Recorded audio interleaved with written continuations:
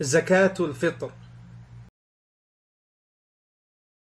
Every lunar year, after the month of Ramadan, the Muslims celebrate Eid al-Fitr, which Allah made as an occasion of happiness and a time for the Muslims to contact each other. At the time of this Eid, Allah made a zakah obligatory on every Muslim who owns 1 sa' of food, more than he needs for himself and his family for the day and night of the Eid. 1 sa' equals approximately 2.40 kilograms, and it has to be from one's staple diet, such as rice or dates or wheat, etc. A Muslim pays this zakah on behalf of himself, his wife, and everyone who is under his financial care, and it is preferred to even pay it for the fetus in the womb.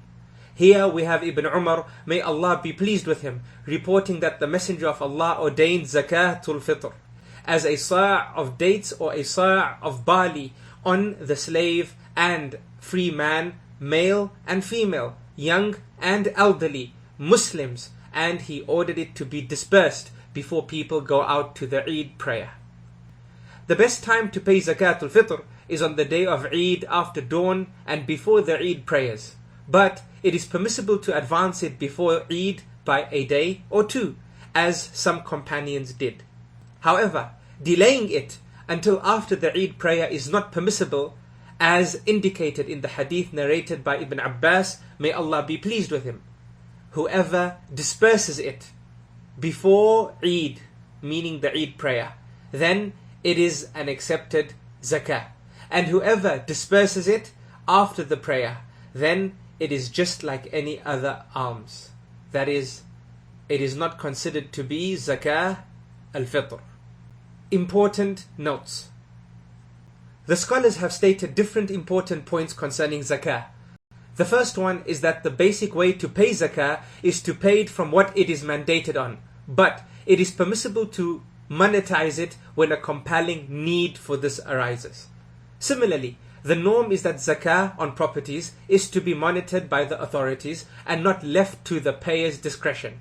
But if the authorities neglect this duty, the responsibility would then lie on every Muslim.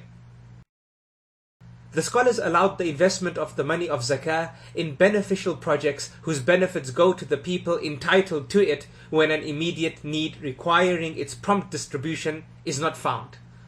Also, zakah is viewed as a periodic right payable from a property, but on one's property there are other rights apart from zakah, which are characterized by being contingent and are not calculated according to any known formula as zakah is. They are also not as constant as zakah and do not become obligatory due to the presence of money. Rather, they become obligatory due to some contingent reasons, and the ownership of money is a condition for it being obligatory. Examples include spending on one's parents, relatives or wife, and in the prevention of any harm in times of disaster when the public treasury cannot take care of it. Levies or taxes do not spare one from zakah, even if they are equitable.